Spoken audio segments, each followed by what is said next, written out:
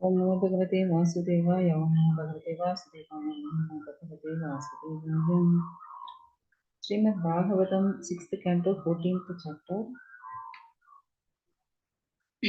ನಾವು ಏನು ನೋಡಿದ್ದೀವಿ?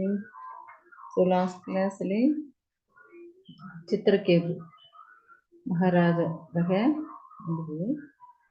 ಸೊ ಇವಾಗ ಈ ಸ್ಟೋರಿನೇ ಆ್ಯಕ್ಚುಲಿ ಶುಕದೇವರು ಬಂದು ಶುಕದೇವರ ತಾಜಮೀಲ ಸ್ಟೋರಿ ಯಾರು ಹೇಳಿದ್ದಾರೆ ನಾವು ನೋಡಿದ್ವಿ. ಅದು ಬಂದು ಯಾರು ಅಗಸ್ತ್ಯರು. ಸೊ ಅದೇ ಥರ ಇವಾಗ ಶುಕದೇವರು ಬಂದು ಈ ಚಿತ್ರಕೇತು ಈ ಚರಿತ್ರೆ ಬಂದು ವ್ಯಾಸದೇವರು ಮತ್ತು ನಾರದರು ಮತ್ತು ಅವರ ದೇವಲ್ಲರು, ಸೊ ಇವರು 3 ಜನ ಬಾಯಿಂದ ನಾವು ಈ ಚರಿತ್ರಾನಿ ಕೇಳಿದೀನಿ. ಯಾರು? ಶುಕದೇವರು ಹೇಳ್ತಾ ಇದ್ದಾರೆ. ಯಾಕಂದ್ರೆ ವೃತ್ರಾಸುರ, ಸೊ ಅವರ ಬಗ್ಗೆ ನಾವು ನೋಡ್ತಾ ಇದ್ದೀವಿ. ಅವರು ಈ ತರ ಭಕ್ತರಾಗಿ ಯಾವ ತರ ಇರಕ್ಕಾಗುತ್ತೇನು ಯಾರು ಪರೀಕ್ಷಿತ್ ಮಹಾರಾಜು ಕೇಳ್ತಾರೆ. ಅದಕ್ಕೆ ಶುಕದೇವರು ಆ ಪ್ರಶ್ನೆಗೆ ಇವಾಗ ಆನ್ಸರ್ ಕೊಡ್ತಾ ಇದ್ದಾರೆ. ಇವಾಗ ಶುಕದೇವರು ಹೇಳ್ತಾ ಇದ್ದಾರೆ, ಓ ಪರೀಕ್ಷಿತ್ ಮಹಾರಾಜನೇ, ಸೊ ಸೂರಸೇನ ಅನ್ನೋ ಒಂದು ದೇಶ, ಅಲ್ಲಿ ಬಂದು ಯಾರು ರಾಜ್ಯ ಪರಿಪಾಲನೆ ಮಾಡೋದು? ಚಿತ್ರಕೇತನ ಒಂದು ರಾಜ್ಯ ಪರಿಪಾಲನೆ ಮಾಡ್ತಾ ಇದ್ದಾನೆ. ಸೊ ಅವನ್ ಬಂದು ಎಲ್ಲ ಐಶ್ವರ್ಯ ಪೂರ್ಣವಾಗಿ ಆತರ ಅಷ್ಟು ಭೂಮಿಯಾಗಲಿ ಅವನ ಲೈಫ್ ಆಗಲಿ ಅಷ್ಟು ಚೇಂಬರವಾಗ ಚೆನ್ನಾಗಿರುತ್ತೆ. ಅವನಿಗೆ ಬಂದು ಯಾವೊಂದು ಕೊರತೆ ಇಲ್ಲ, ಅಷ್ಟು ಚೆನ್ನಾಗಿ ಅವನು ರಾಜ್ಯ ಪರಿಪಾಲನಾ ಮಾಡ್ತಾ ಇದ್ದಾನೆ. ಅಷ್ಟು ಐಶ್ವರ್ಯಗಳು ತುಂಬಿದೆ ಅಂತ. ಸೊ ಮತ್ತೆ ಅವನೇನ್ ಮಾಡ್ತಾನೆ, ಒಂದು ಮದುವೆ ಮಾಡ್ಕೊಳ್ತಾನೆ, ಬಟ್ ಏನಾಗಿಲ್ಲ, ಮಕ್ಕಳು ಹುಟ್ಟಿಲ್ಲ. ಮತ್ತೆ ಒಂದು ಮದುವೆ ಮಾಡ್ಕೊಳ್ತಾನೆ, ಮಕ್ಕಳು ಹುಟ್ಟಿಲ್ಲ. ಸೊ ಈ ತರ 5 ಹೆಂಡತಿಗಳಾಯ್ತು, ಮಕ್ಕಳು ಹುಟ್ಟಿಲ್ಲ. ಮತ್ತೆ 10 ಹೆಂಡತಿಗಳಾಯ್ತು, 10 ವೈಫ್ ಆಯ್ತು, ಆವಾಗ ಮಕ್ಕಳು ಹುಟ್ಟಿಲ್ಲ. ಮತ್ತೆ 100 ಮದುವೆ ಮಾಡ್ಕೊಂಡಿದ್ದಾನೆ, ಆವಾಗ ಅವನ ಮಕ್ಕಳಿಲ್ಲ. ಮತ್ತೆ 1000 ಮತ್ತೆ 1,00,000. ಸೊ ಆ ತರ ಇವನು ಮಕ್ಕಳಿಲ್ಲಾನು ಎಷ್ಟು ಹೆಂಡತಿ ಎಷ್ಟು ಟೈಮ್ ಮದುವೆ ಮಾಡ್ಕೊಂಡಿದ್ದಾನೋ 1 ಕೋಟಿ ಟೈಮ್ ಮದುವೆ ಮಾಡ್ಕೊಂಡಿದ್ದಾನಂತೆ. ಸೊ 1 ಕೋಟಿ ಟೈಮ್ ಮದುವೆ ಮಾಡ್ಕೊಂಡಿದ್ದಾನಂದ್ರೆ ಅವನಿಗೆ ಇವಾಗ ಏನಾಯ್ತು, 1 ಕೋಟಿ ಹೆಂಡತಿಗಳಿರುತ್ತೆ. ಸೊ ಇಷ್ಟು ಹೆಂಡತಿಗಳಿದ್ರು ಏನ್ ಪ್ರಯೋಜನ? ಸಕಲ ಐಶ್ವರ್ಯ ಇರುತ್ತೆ, ಆದ್ರೆ ಮಕ್ಕಳಿಲ್ಲ. ಸೊ 1 ಕೋಟಿ ಹೆಂಡತಿಗಳಿತ್ತು ಮತ್ತೆ ಅವನಿಗೆ ಮಕ್ಕಳಿಲ್ಲ ಅಂದ್ರೆ ಎಷ್ಟು ಒಂದು ದುರದೃಷ್ಟ ನೋಡ್ಕೊಳ್ಳಿ. ಸೊ ಎಲ್ಲಾ ಹೆಂಡತಿಗಳು ದುರದೃಷ್ಟವಾಗಿ ಮರಡಿಯಾಗಿ ಇದ್ರು. ಯಾರು? ಶುಕದೇವರು ಹೇಳ್ತಾ ಇದ್ದಾರೆ. ಸೊ ಈ ತರ ಲಕ್ಷ ಕನಕನ ಕೋಟಿ ಕನಕನ ಹೆಂಡತಿಗಳು ಇದ್ರು. ಮತ್ತೆ ಚಿತ್ರಕೇತು ಅಷ್ಟು ಸೌಂದರ್ಯವಾಗ, ಅಷ್ಟು ಆರೋಗ್ಯವಾಗ, ಅಷ್ಟು ಒಳ್ಳೆಯವನಾಗಿದ್ದಾನೆ. ಅವನು ಅಷ್ಟು ಯಬ್ಬಣವಾಗಿದ್ದಾನೆ, ಮತ್ತೆ ಒಳ್ಳೆ ಶ್ರೇಷ್ಠ ಕುಡಿಯಲು ಹುಟ್ಟಿದ್ದಾನೆ. ಅವನು ಅಷ್ಟು ಜ್ಞಾನ ಇದೆ, ಐಶ್ವರ್ಯ ಇದೆ, ಅಷ್ಟು ಸಂಪತ್ತಿದೆ. ಇಷ್ಟು ಸಂಪತ್ತಿದ್ರೆ ಏನ್ ಪ್ರಯೋಜನ? ಆದ್ರೆ ಒಂದು ಮಕ್ಕಳಿಲ್ಲ ಅಂದ್ರೆ ಆ ಫ್ಯಾಮಿಲಿಯೇ ಎಷ್ಟು ಕಷ್ಟ ಅನುಭವಿಸುತ್ತೆ. ಒಂದು ನಿಮಿಷ ನೋಡ್ತೀವಿ.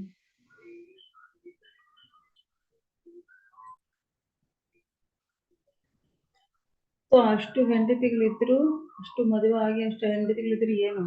ಆ ಮಕ್ಕಳು ಭಾಗ್ಯ ಇಲ್ಲ ಅಂದ್ರೆ ಏನಾಗುತ್ತೆ? ಕಷ್ಟವೇ ಆಗುತ್ತೆ ಇವಾ.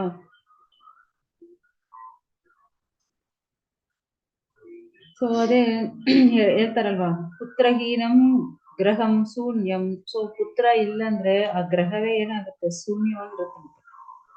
ಸೊ ಒಂದು ಫ್ಯಾಮಿಲಿಲಿ ಮಕ್ಕಳಿಲ್ಲ ಅಂದ್ರೆ ಏನಾಗುತ್ತೆ? ಅದಾದ್ರು ಡೆಸರ್ಟ್ಗೆ ಏನ್ ಹೇಳ್ತಾರೆ ಗೊತ್ತಿಲ್ಲ. ಸೊ ಡೆಸರ್ಟ್ ಪಾಲೈವನ ಹೇಳ್ತಾರಲ್ವಾ. ಸೊ ಡೆಸರ್ಟ್ ಯಾವ ತರ ಏನೇ ಪ್ರಯೋಜನ ಇಲ್ವೋ ಆ ತರ ಮಕ್ಕಳಿಲ್ಲ ಅಂದ್ರೆ ನಮ್ ಲೈಫೇ ಪ್ರಯೋಜನ ಇಲ್ಲ ಅಂತೆ, ಆದ್ರೆ ವೇಸ್ಟ್ ಆಗ್ಬಿಡ್ತಂತೆ. ಸೊ ಆತರ ಅದಕ್ಕೆ ಕ್ಷತ್ರಿಯರುಗಳು ಎಷ್ಟೋ ಮದುವೆ ಮಾಡ್ಕೊಳ್ತಾರೆ. ರೀಸನ್ ಏನು? ಅವ್ರಿಗೂ ಮಕ್ಕಳು ಬೇಕು. ಬಟ್ ಇಷ್ಟು ಮದುವೆ ಆಗಿ ಏನಾಗಿಲ್ಲ, ಅವನಿಗೂ ಮಕ್ಕಳೇ ಆಗಿಲ್ಲ. ಸೊ ಅದೇ ಅವನಿಗೂ ಅಷ್ಟು ಒಂದು ಬೇಜಾರಾಗ್ತಾ ಇದೆ. ಆದ್ರೆ ಅವ್ರ ಹೆಂಡತಿಗಳೆಲ್ಲ ಯಾವ ತರ ರಾಣಿಗಳ ಯಾವ ತರ ಇರ್ತಾರೆ ಅಂದ್ರೆ ಅಷ್ಟು ಸೌಂದರ್ಯವಾಗಿದ್ದಾರೆ. ಅಷ್ಟು ಆಕರ್ಷಣವಾಗಿರುತ್ತೆ ಅಂತ ಅವ್ರ ಕಣ್ಣುಗಳೆಲ್ಲ. ಅಷ್ಟು ಚೆನ್ನಾಗಿದ್ದಾರೆ, ಅಷ್ಟು ಐಶ್ವರ್ಯಗಳಿಂದ ಅಷ್ಟು ಲಕ್ಷಣವಾಗಿರ್ತಾರೆ. ಅದು ಸಾಮುದ್ರಿಕ ಲಕ್ಷಣ ಹೇಳ್ತಾರಲ್ಲ ಆತರ ಪೂರ ಲಕ್ಷಣವಾಗಿರ್ತಾರೆ ಅವರು. ಬಟ್ ಇಷ್ಟು ಸೌಂದರ್ಯವಾಗಿ ಇಷ್ಟು ಚೆನ್ನಾಗ ಇದ್ದು ಏನ್ ಪ್ರಯೋಜನ, ಅವ್ರಿಗೂ ಮಕ್ಕಳಿಲ್ಲ. ಸೊ ಅವ್ರಿಗೂ ಬೇಜಾರಾಗ್ತಾ ಇದೆ. ಸೊ ಈ ತರ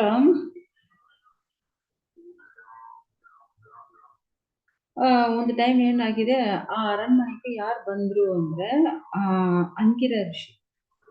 ಸೊ ಇವರು ಒಂದು ಶಕ್ತಿ ವಾಯ್ದ ಋಷಿ ಇವರು. ಸೊ ಇವ್ರು ಏನ್ ಮಾಡಿದಾರೆ, ಯಥೇಚ್ಛಾಗಿ ಅಲ್ಲಿ ಬಂದ್ರು, ಅವರ ರಾಜ್ಯಕ್ಕೆ ಯಥೇಚ್ಛಾಗಿ ಅಲ್ಲಿ ಬಂದ್ರು.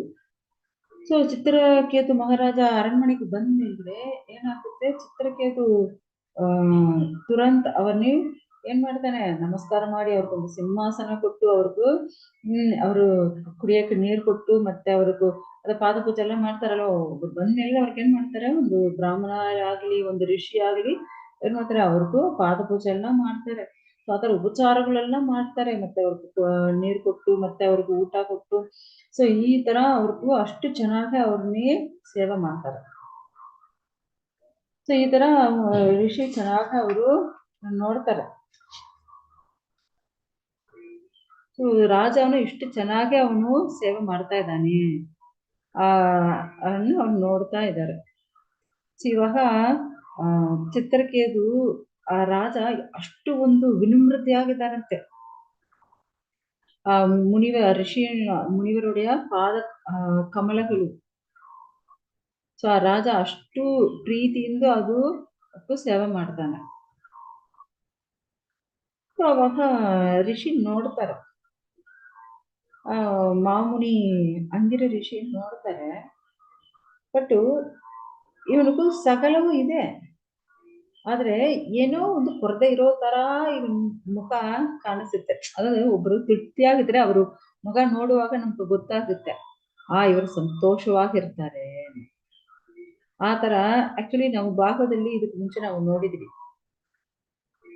ನಮ್ ಮಗ ಬೇಕು, ನಮ್ ಮಗನ ಅವರು ಓಡಾಡ್ತಾ ಇದ್ರು. ಯಾರದು? ಸೊ ನಮ್ಮ ಮಕ್ಕಳನ್ನ ರಕ್ಷಣೆ ಮಾಡಿ ಹೇಳಿದ್ದಾರೆ, ಅದು ಯಾರು?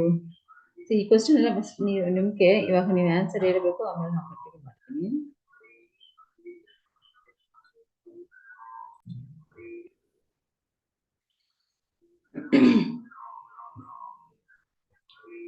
ಸೊ ನಾವು ಫಸ್ಟ್ ಕ್ಯಾಂಟಲ್ಲಿ ಕ್ವಶನ್ ಕೇಳೋದು ಬೇಡ, ಆಕ್ಚುಲಿ ನಾವೇ ಆನ್ಸರ್ ಹೇಳ್ಕೊಡ್ತೀನಿ. ಸೊ ಫಸ್ಟ್ ಕ್ಯಾಂಟಲ್ಲಿ ನಾವು ವ್ಯಾಸದೇವರನ್ನೇ ನೋಡಿದ್ವಿ. ವ್ಯಾಸದೇವರ ಅವ್ರ ಮಗ, ಆಕ್ಚುಲಿ ನಾವು ಫಸ್ಟ್ ಕ್ಯಾಂಟು ತೆಗಿವಾಗ ಈ ಸ್ಟೋರಿ ಹೇಳಿದೀನಿ. ಅವ್ರ ಮಗ ಶುಗರ್ ಹೋಗ್ತಾರೆ ಏನು ಆ ತರ ಕಷ್ಟಪಟ್ಟಿದ್ದಾರೆ. ಅಯ್ಯೋ ನಮ್ಮ ಮಗ ನಮ್ ಬಿಟ್ಟು ಹೋಗ್ತಾನೆ, ಮಗನೇನ ಅವರು back side Puthran back side ಓಡಾಡ್ತಾ ಇದ್ರು. ಸೊ ಆಮೇಲೆ ಏನು ಕುಂದಿ ಮಹಾರಾಣಿ ನಮ್ಮ ಮಕ್ಕಳನ್ನ ರಕ್ಷಣೆ ಮಾಡಬೇಕು ಅಂತ ಪ್ರಾರ್ಥನೆ ಮಾಡಿದ್ದಾರೆ.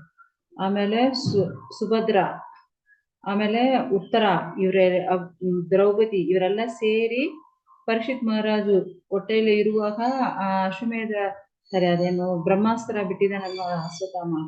ಸೊ ಅದಕ್ಕೆ ಆ ಉತ್ತರ ಗರ್ಭದಲ್ಲಿರೋ ಪರೀಕ್ಷಿತ್ ಮಹಾರಾಜ ರಕ್ಷಣೆ ಮಾಡಬೇಕು ಅಂತ ಕೃಷ್ಣ ಹತ್ರ ಪ್ರಾರ್ಥನೆ ಮಾಡಿದ್ದಾರೆ. ಆಮೇಲೆ ಮತ್ತೆ ಯಾರು, ದೇವಹೂತಿ ಅವ್ರಿಗೂ ಅವರು ಕರ್ದಮ ಋಷಿ ಹತ್ರ ನಮ್ಗೆ ಒಂದು ಮಗ ಬೇಕು ಅಂತ ಕೇಳಿದ್ದಾರೆ. ಮತ್ತೆ ನೆಕ್ಸ್ಟ್ ಯಾರು, ಸೊ ಈ ತರ ಸ್ಟೋರೀಸ್ ನಾವು ಕೇಳ್ತಾ ಇರೋದು. ಈ ತರ ಪುತ್ರ ಮಗ ಬೇಕು ಇಲ್ಲ ರಕ್ಷಣೆ ಮಾಡಬೇಕು ಯಾರು ಹೇಳಿದ್ದಾರೆ ಅಂತ ಕೇಳಿದ್ವಿ. ಓಕೆ, ಅದೇ ತರ ದಕ್ಷನು ಮಕ್ಕಳು ಬೇಕು ಅಂತ ಕೇಳಿ ಮತ್ತೆ ಆ ಮಕ್ಕಳೆಲ್ಲ ಗೋಲೋಕ ಪ್ರಾಪ್ತಿ ಆಗಿದ್ದಾರೆ. ಸೊ ಅದನ್ನ ನೋಡಿದ್ವಿ. ಪುತ್ರ ಸೋಹೆಯಿಂದ ಅವರು ಕೆಳಗೆ ಬಿದ್ರು. ಮತ್ತೆ ಯಾರು ನೋಡಿದ್ವಿ,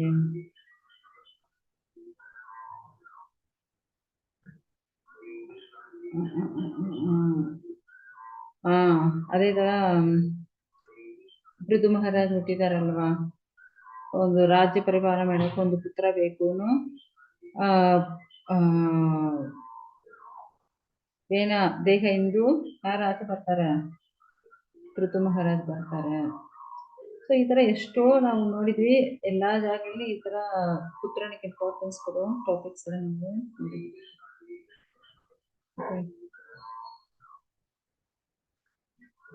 ನೆಕ್ಸ್ಟ್ ಇವಾಗ ಅವರು ಕೇಳ್ತಾರೆ, ಯಾಕೆ ನೀವು ಬಂದು ನೋಡಕ್ಕೆ ಚೆನ್ನಾಗಿದೆಯಾ, ನೀವು ದೇಹ ಚೆನ್ನಾಗಿದೆ, ಮನಸ್ಸು ಚೆನ್ನಾಗಿದೆ, ನಿಮ್ ರಾಜ್ಯ ಚೆನ್ನಾಗಿದೆ, ನಿಮ್ ಪರಿವಾರಗಳು ಚೆನ್ನಾಗಿರುತ್ತೆ. ಮತ್ತೆ ಆಕ್ಚುಲಿ ನಾರ್ಮಲ್ ಆಗ ಏನಿದೆ ಇರಬೇಕು, ಅதாவது 7 ಗುಣಾಧಿಸಗಳು, ಅதாவது ಭೌತಿಕ ಶಕ್ತಿ, ಅಹಂಕಾರ, ಮತ್ತೆ 5 ಇಂದ್ರಿಯಗಳು.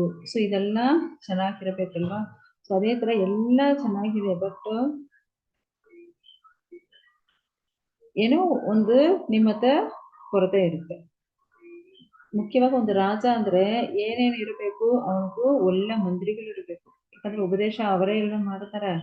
ಸೊ ಉಪದೇಶ ಪ್ರಕಾರ ಅವ್ರು ನಡ್ಕೋಬೇಕಲ್ವಾ. ಅದೇ ತರ ಫಸ್ಟ್ ಉಪದೇಶ ಮಾಡೋ ಗುರು ಬೇಕು, ಆಮೇಲೆ ಮಂತ್ರಿ ಬೇಕು, ಮತ್ತೆ ರಾಜ್ಯ ಚೆನ್ನಾಗಿರ್ಬೇಕು, ಮತ್ತೆ ಅವ್ರದ್ದು ಕೋಟೆ ಚೆನ್ನಾಗಿರ್ಬೇಕು, ಮತ್ತೆ ಪೊಕ್ಕಿಷ ಚೆನ್ನಾಗಿರ್ಬೇಕು, ವಂಶ ರಾಜ ಕುಟುಂಬ ಚೆನ್ನಾಗಿರ್ಬೇಕು, ಮತ್ತೆ ಅವರು ಫ್ರೆಂಡ್ಸ್ಗಳು. ಸೊ ಈ ತರ ಎಲ್ಲ ಈ 7 ಚೆನ್ನಾಗಿದೆ, ರಾಜ್ಯ ಚೆನ್ನಾಗೇ ಇರಬೇಕಾಗುತ್ತೆ. ಸೊ ಆತರ ಇದು 7 ನಿಮ್ಗೆ ಚೆನ್ನಾಗಿದೆ ಅಲ್ವಾ, ಇದೆಲ್ಲ ನಿಮ್ಗೂ ರಕ್ಷಣವಾಗ ನಿಮ್ಮ ಹತ್ರವೇ ಇದೆ. ಸೊ ಆತರ ಇರುವಾಗ ನಿಮ್ಗೇನು ಕಷ್ಟ. ಯಾಕಂದ್ರೆ ಒಂದು ರಾಜ ಯಾವಾಗ ಸಪರೇಟ್ ಆಗಿ ಇರಕ್ಕಾಗಲ್ಲ. ಅವರು ಸಖಾಕ್ಗಳು ಮತ್ತೆ ಮಂತ್ರಿಲಿಂದು ಗುರು ಎಂದು ಎಲ್ಲಾರು ಅವ್ರಿಗೆ ಸಪೋರ್ಟ್ ಮಾಡಿದರೆ ಒಂದು ರಾಜ ಪರ್ಫೆಕ್ಟ್ ಆಗಿ ರಾಜ್ಯ ಪರಿಪಾಲನೆ ಮಾಡಕ್ಕಾಗುತ್ತೆ. ಅದಕ್ಕೆ ಅವರು ಹೇಳ್ತಾ ಇದಾರೆ, ಎಲ್ಲ ಪರ್ಫೆಕ್ಟ್ ಆಗಿದೆ, ಸೊ ಎಲ್ಲ ನೀವು ಸಂತೋಷವಾಗಿ ಇರ್ತೀರಲ್ವಾ. ಯಾಕಂದ್ರೆ ಒಬ್ರೊಬ್ರು ಡಿಪೆಂಡೆಂಟ್ ಆಗಿರಲೇಬೇಕಾಗುತ್ತೆ. ಸೊ ಆತರ ಎಲ್ಲರೂ ಒಬ್ರೊಬ್ರು ಡಿಪೆಂಡ್ ಆಗಿರ್ತೀರಾ, ಪರಸ್ಪರವಾಗಿ ಇರ್ತೀರಾ. ಯಾಕಂದ್ರೆ ಎಲ್ಲರೂ ಪರಸ್ಪರವಾಗಿ ಇದ್ರೆ ಮಾತ್ರ ನಾವು ಸಂತೋಷ ಇರಕ್ಕಾಗುತ್ತೆ. ಬಟ್ ಈ ತರ ಎಲ್ಲ ಚೆನ್ನಾಗಿದೆ ಅಲ್ವಾ ನಿಮ್ಗೂ. ನೀವು ನಿಮ್ ಮನ್ಸಿಂದು ಎಲ್ಲಾನ ಕಂಟ್ರೋಲ್ ಮಾಡೋದಿಂದು, ನಿಮ್ ಫ್ಯಾಮಿಲಿಂದು, ನಿಮ್ಮ ಅಧಿಕಾರಿಯಿಂದ ಎಲ್ಲ ನೀವು ಹೇಳೋ ತರ ಎಲ್ಲರೂ ನಡ್ಕೊಳ್ತಾರೆ. ನೀವ್ ಏನ್ ಹೇಳ್ತೀವಿ ಅದ್ ಪ್ರಕಾರ ಅವರು ನಡ್ಕೊಳ್ತಾರೆ. ಆ ತರ ಇರುವಾಗ ನಿಮ್ಗೇನ್ ಕಷ್ಟ. ಆದ್ರೆ ನೀವು ಏನೋ ಒಂದು ಸಂತೋಷ ಇಲ್ಲ ತರ ಕಾಣಿಸ್ತಾ ಇದೆಯಾ, ನಿಮ್ಗೆ ಏನ್ ಬೇಕು, ಯಾಕೆ ಈ ತರ ಇಷ್ಟು ಸೌಂದರ್ಯ ನಿಮ್ಗಿದೆ.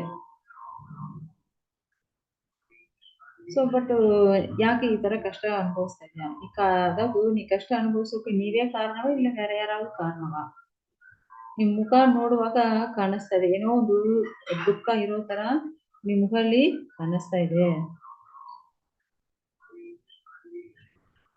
ಸೊ ಇವಾಗ ಈ ತರ ಅವ್ರು ಕೇಳಿದ್ರೆ ಶುಕದೇವರು ಹೇಳ್ತಾ ಇದಾರೆ ಪರಶುರಾಮ ಮಹಾರಾಜ ಹತ್ರ. ಯಾಕಂದ್ರೆ ಮುಖ ನೋಡಿದ್ರೆ ತಮಿಳ್ ಒಂದು ಪ್ರೊವರ್ಬ್ ಇದೆ, ಅಗತ್ತಿನ ಅழகு ಮುಖத்தில் தெரியும். ಏನಂದ್ರೆ ನಮ್ ಮನಸ್ಸಲ್ಲಿ ಏನಿದೆಯೋ ಅದು ನಮ್ ಮುಖ ನೋಡುವಾಗ ನಮಗೂ ನೋಡಕ್ಕಾಗತ್ತೆ. ಸೊ ಈ ತರ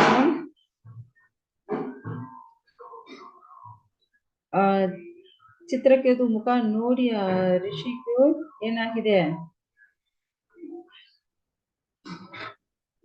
ಏನೋ ಅವರು ಮನಸ್ಸೊಳಗಡೆ ಏನೋ ಒಂದು ಕೊರತೆ ಇದೆ. ಅದಕ್ಕೆ ಅವರು ಈ ತರ ಮುಖದಲ್ಲಿ ಕಾಣಿಸ್ತಾ ಇದೆ, ಏನೋ ಅವ್ರದ್ದು ಅಂಡರ್ಸ್ಟ್ಯಾಂಡ್ ಆಯ್ತು. ಇವಾಗ ಚಿತ್ರಕೇತು ಬಂದು ಮಾತಾಡಕ್ಕೆ ಶುರು ಮಾಡ್ತಾರೆ. ಏನು, ಓ ಶಕ್ತಿ ಇರೋ ಅಂಗಿರ ಋಷಿಯೇ, ನಿಮ್ಗೆಲ್ಲ ಗೊತ್ತು. ಯಾಕಂದ್ರೆ ನೀವು ಅಷ್ಟು ತಪ, ಜ್ಞಾನ, ಸಮಾಧಿ ಎಲ್ಲ ಶ್ರೇಷ್ಠವಾಗಿ ಇರುತ್ತೆ. ಬಟ್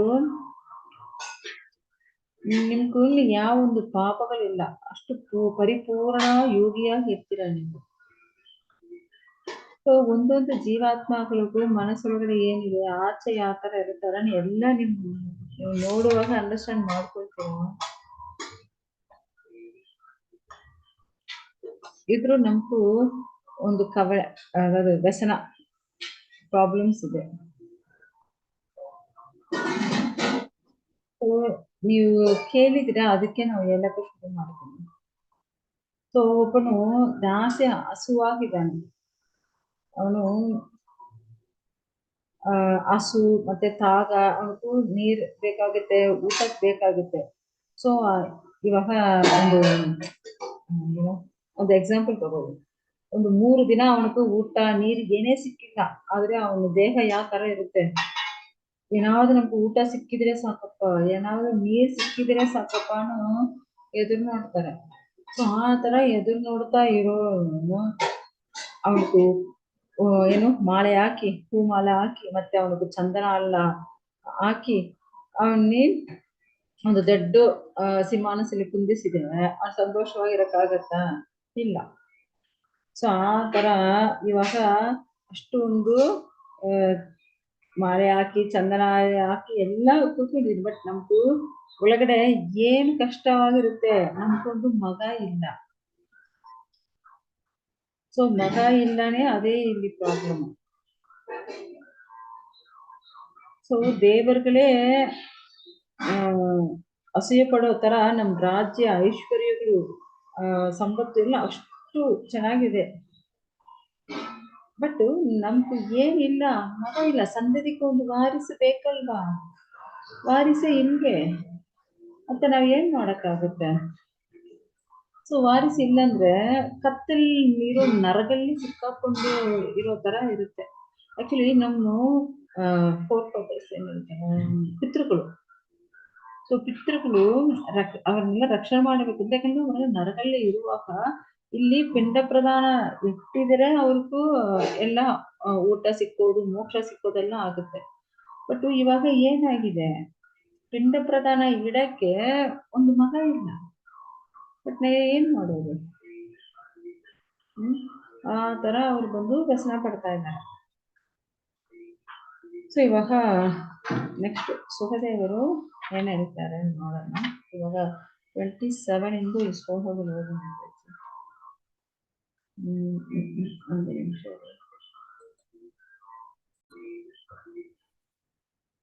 ಕೃಷ್ಣ. ಸೊ ಅದೇ ಏನು, ಪಿತೃಗಳಿಗೂ ಪಿಂಡ ಹಾಕಬೇಕು, ಈ ತರ ಅವ್ರಿಗೂ ಪಿತೃಗಳಿಗೂ ಪಿಂಡ ಪ್ರದಾನ ಮಾಡು, ಈ ತರ ಊಟ ಕೊಡಬೇಕಾದ್ರೆ ಒಂದು ವಂಶ ವೃತ್ತಿ ಬೇಕಲ್ಲ, ಒಂದು ಮಹಾ ಬೇಕಲ್ವಾ? ಸೊ ಅದಕ್ಕೆ ಅವರು ಈ ತರ ಅದು ಇಲ್ವೇ, ಅದಕ್ಕೆ ಈ ತರ ಕಷ್ಟ ಅನುಭವಿಸ್ತಾ ಇದ್ದೀನಿ ಅಂತ ಇದ್ದಾರೆ. ಸೊ ಚಿತ್ರಕೇತು ಈ ತರ ಕಷ್ಟ ಪಟ್ಟು ಅವರು ಬೇಡ್ಕೊಳ್ತಾರೆ. ಸೊ ಇವರು ಬಂದು ಅಂಗಿರ ಋಷಿ ಯಾರು ಅಂದ್ರೆ ಬ್ರಹ್ಮನ ಪುತ್ರ. ಆಲ್ರೆಡಿ ನಾವು ನೋಡಿದೀವಿ, ಬ್ರಹ್ಮನ ಒಂದೊಂದು ಅಂಗದಿಂದ ಒಂದೊಂದು ಋಷಿ ಹುಟ್ಟಿದ್ದಾರೆ. ಸೊ ಆತರ ಇವ್ರು ಬಂದು ಬ್ರಹ್ಮನ ಒಂದು ಅಂಗದಿಂದ ಹುಟ್ಟಿದಾರೆ, ಅಂಗಿರ ಋಷಿ ಇವರು. ಸೊ ಇವರು ಕರುಣೆ ಇಂದು ಏನ್ ಮಾಡ್ತಾರೆ, ಒಂದು ದೊಡ್ಡ ಯಜ್ಞ ಮಾಡ್ತಾರೆ. ಸೊ ಅಲ್ಲಿ ಯಜ್ಞ ಮಾಡುವಾಗ ಅದು ಒಳಗಡೆ ಇಂದು ದ್ರಷ್ಟಾನ್ ಒಂದು ದೇವತೆ, ಅಗ್ನಿ ಒಳಗಡೆಯಿಂದ ಆ ದೇವತೆ ಆಚೆ ಬಂದು ಒಂದು ಚಕ್ರೆ ಪೊಂಗಲ್ ಕೊಡ್ತಾರೆ. ಸೊ ಒಂದು ಪ್ರಸಾದ ಕೊಡ್ತಾರೆ. ಸೊ ಆ ಪ್ರಸಾದ ಯಾರು ತಿಂತಾರೋ ಅವ್ರಿಗೂ ಮಕ್ಕಳು ಆಗುತ್ತೆ. ಸೊ ಇವರು ಬಂದು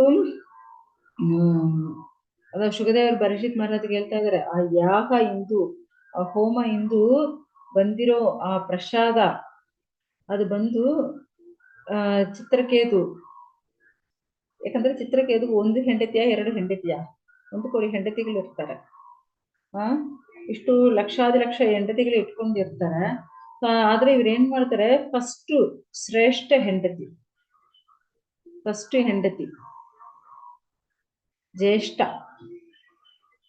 ಜ್ಯೇಷ್ಠ ಅಂದ್ರೆ ಏನು, ಫಸ್ಟ್.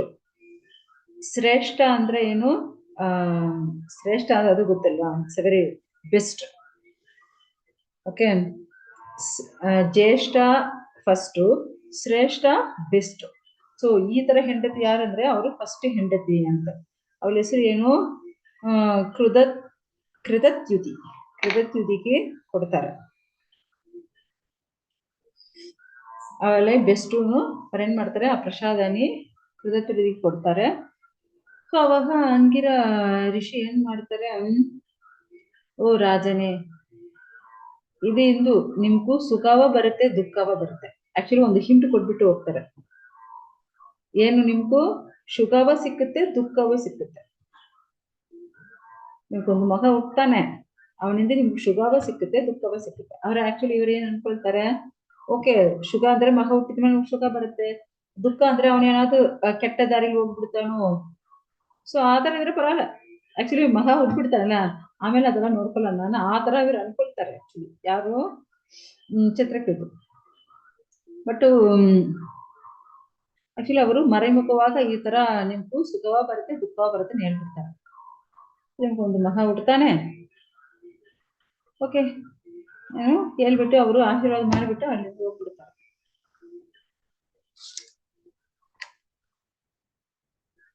ಯಾಕಂದ್ರೆ ಒಬ್ಬರಿಗೂ ಇವಾಗ ಕಣ್ಣಿಲ್ಲದವ್ರಿಗೆ ಏನ್ ಹೇಳ್ತಾರೆ, ಕುರುಡರ್. ಸೊ ಕಣ್ಣು ಇರುತ್ತೆ ಆದ್ರೆ ಅಲ್ಲಿ ದೃಷ್ಟಿ ಇಲ್ಲ ಅಂದ್ರೆ ಏನಾಗುತ್ತೆ, ಕಷ್ಟ ಇಲ್ವಾ? ಕಣ್ಣಿದ್ರು ಅದು ವೇಸ್ಟ್. ಸೊ ಆತರ ಇವ್ರು ಅನ್ಕೊಳ್ತಾರೆ, ಓಕೆ ಮಗ ಹುಟ್ಟಿ ಮತ್ತೆ ಅವನು ಏನಾದ್ರು ಕೆಟ್ಟ ದಾರಿಗೆ ಹೋಗಿದ್ರೆ ಓಕೆ ಅದು ನಾವು ನೋಡ್ಕೊಳ್ಳೋಣ, ಏನಾದ್ರು ಅಡ್ಜಸ್ಟ್ ಮಾಡ್ಕೊಂಡು. ಯಾಕಂದ್ರೆ ಇವಾಗ ಅಂಗಿರೀಷು ಹೋಗ್ಬಿಟ್ಟಿದ್ದಾರೆ.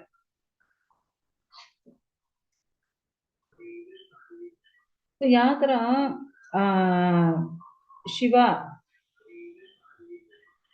ಶಿವ ಇಂದು ಯಾರು ಹುಟ್ಟಿದ್ದಾರೆ, ಕಾರ್ತಿಕೇಯನ್ ಸ್ಕಂದನ್ ಹುಟ್ಟಿದಾರಲ್ವಾ. ಸೊ ಅದೇ ಏನು ಯಾಕಂದ್ರೆ ಅವರುடைய ಶಕ್ತಿ ಯಾವ ತರ ಇರುತ್ತೆ, ಯಾವುದು ಈ ವೆಲ್ಕೊನೋಸ್ ಯಾವ ತರ ಇರುತ್ತೆ, ವೆಲ್ಕೊನೋಸ್ ಏನಿರುತ್ತೆ ಗೊತ್ತಿಲ್ಲ. ಸೊ ಆ ತರ ಅಗ್ನಿ ತರ ಇರುತ್ತಂತೆ ಯಾರ್ದು, ಶಿವಂದು.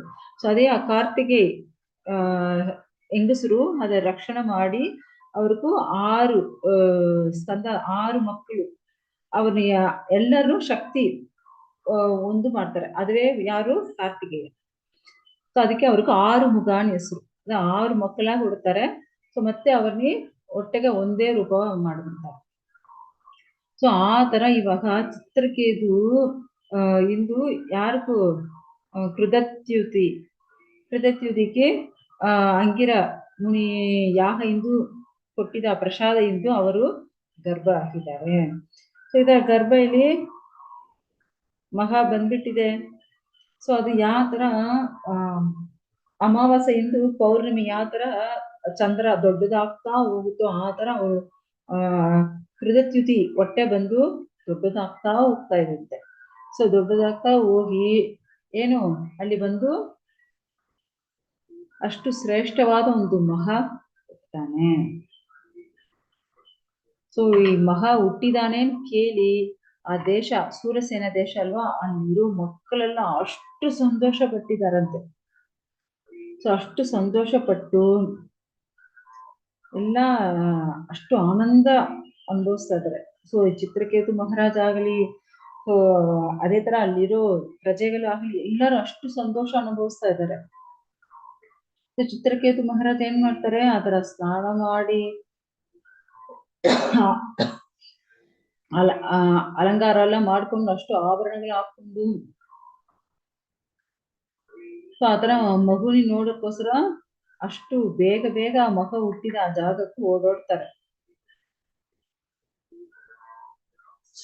ಅಲ್ಲಿ ಹೋಗಿ ಏನ್ ಮಾಡ್ತಾರೆ, ಆಕ್ಚುಲಿ ಬ್ರಾಹ್ಮಣರಿಗೆಲ್ಲ ಈ ತರ ಚಿನ್ನ ಬೆಳ್ಳಿ ಕಾಸುಗಳು, ಚಿನ್ನ ಕಾಸುಗಳು ಮತ್ತೆ ಏನು ಬಟ್ಟೆಗಳು, ಆಭರಣಗಳು ಮತ್ತೆ ಗ್ರಾಮಗಳು, ಕುದುರೆಗಳು, ಆನೆಗಳು, ಸೊ ಈ ತರ